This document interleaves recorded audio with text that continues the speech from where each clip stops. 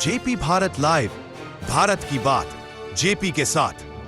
झरिया के cell Chasnala colliery का बीते 11 दिनों से क्रांतिकारी संयुक्त संघर्ष मोर्चा के बैनर तले पूरे सेल चासनाला कोलियरी का चक्का जाम करते हुए अनिश्चितकालीन धरना प्रदर्शन कर रहे हैं। यह अनिश्चितकालीन धरना प्रदर्शन निरंजन सिंह, संजय सिंह, बम भोले सिंह और डेविड सिंह के नेतृत्व में किया जा रहा है, किंतु सेल चासनाला कोलियरी के महाप्रबंधक के कानों में चू तक नहीं रेंग रहा। इसी धरना प्रदर्शन को अपना समर्थन देने जनता संघ के महामंत्री सिद्धार्थ गौतम उर्फ मनीष सिंह पहुंचे। धरना प्रदर्शन कर रहे यूनियन के नेताओं ने जनता संघ महामंत्री का स्वागत फूल माला पहनाकर किया। जनता संघ महामंत्री सिद्धार्थ गौतम उर्फ मनीष सिंह ने यूनियन नेताओं को और स्थानीय लोगों को संबोधन करते हुए कहा कि इस 5G के जमाने में आंदोलन भी 5G हो गया है और आजकल जो आंदोलन हो रहा है वह श्रमिक हित के लिए नहीं हो रहा है, वह नेता हित के लिए हो रहा है। पहले तो किसी भी आंदोलन का गंभीरता इसी से समझ में आती है कि वह आंदोलन कितने दिनों से चल रही है और कितने दिन चलेगा। साथ ही मीडिया से बात करते हुए कहा कि पहले तो यहाँ का स्थानीय लोगों का अधिकार है। बहुत दुर्भाग्यपूर्ण है कि 11 दिनों से क्रांतिकारी संयुक्त संघर्ष मोर्चा के बैनर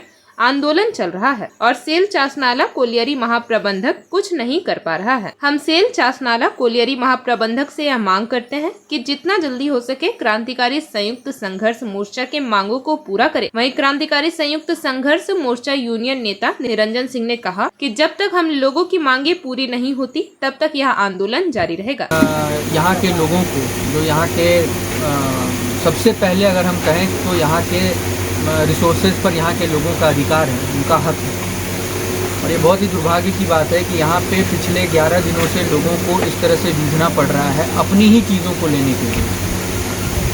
मैंने जो यहाँ पर आकर के देखा और साथियों से बात की, तो जो यहाँ के लोग हैं उनको किसी भी तरह से जो प्रत्यक्ष या अप्रत्यक्ष रूप से कंपनी द्वारा रोज़गार की व्यवस्था है उसमें यहाँ के लोगों को जो है उनकी उपेक्षा की जा रही है। इसके साथ ही सेल प्रबंधन जो है लगातार इस प्रयास में है कि जितनी जल्दी से जल्दी हो सके वे जो भूमिगत खदानें हैं उनको वो बंद करें और इनका पूरा ध्यान जो है वो प्राइवेटाइजेशन, क्योंकि ये एक कंपनी की ही सरकार की ही यूनिट है, ये पूरा ध्यान जो है ये प्राइवेटाइजेशन की तरफ लगाना चाह रहे हैं। जैसे कि आप देख रहे होंगे कि एक प्राइवेट अभी इन लोगों ने प्रोजेक्ट दे रखा है, तो इनकी जो मंशा है वे कहीं भी और किसी भी रूप से सरकारी जो संस्थान है उसको चलाने की नहीं है।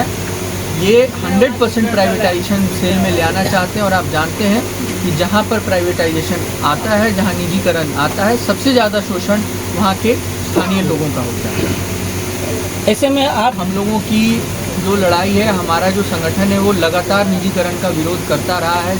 शुरू में जब BCCL में भी जब प्राइवेटाइजेशन आया था हम लोगों ने पुरजोर तरीके से उसका विरोध किया था, लेकिन ये सरकार की नीति है और सरकार जो है प्राइवेटाइजेशन को बहुत तेज़ी के साथ पूरे कोल सेक्टर में ही नहीं अलग अलग क्षेत्रों में इम्प्लीमेंट करना चाहती है।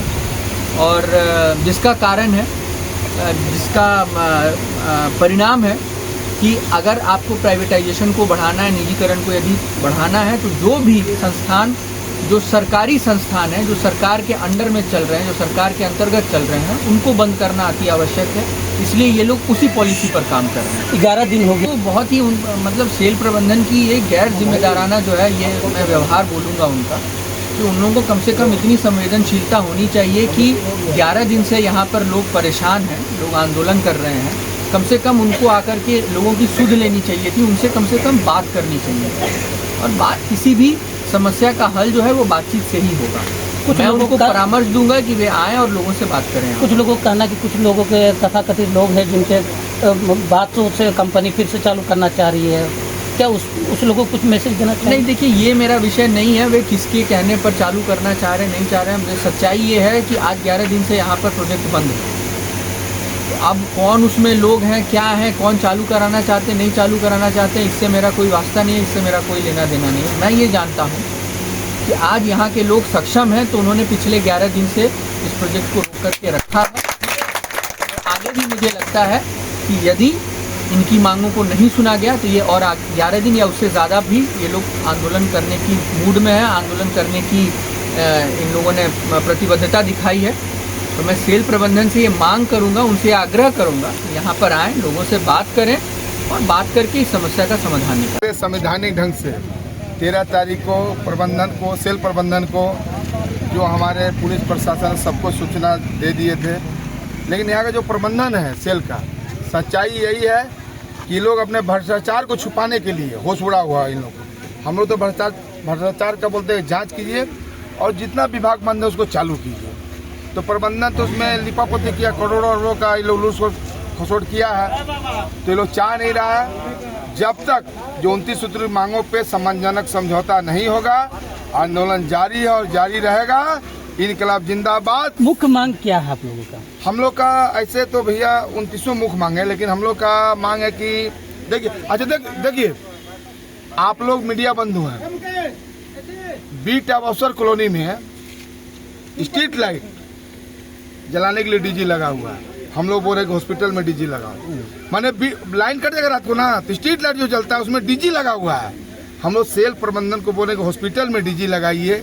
हम लोग जो अचानक बंद करके पानी लोग भर दिया, जीतपुर को बंद हो गया, यहाँ पानी जो भर दिया, 1.5-2 करोड़ रुपया लोग स्टोरिंग के नाम पे बंदर बांट कर लिया। आप लोग जानते होंगे कि एक बार यहाँ पहले भूदसान हो गया था, एक तो त्रिपाठी जी भूदसान हो गए थे।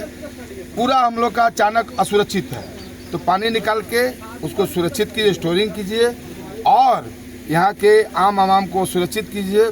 और चातनाला, आज़ाद नगर, नदी किनारा बस्ती, Moti Nagar, new Moti Nagar, Rahmat Nagar, Musabani colony, F type, B type को जो विकास का काम है, नाला नाली, सड़क, बिजली, पानी, उसका मुहैया करिए। यहाँ का नौजवानों को रोजगार दीजिए, ये सब मुख्य मांग है।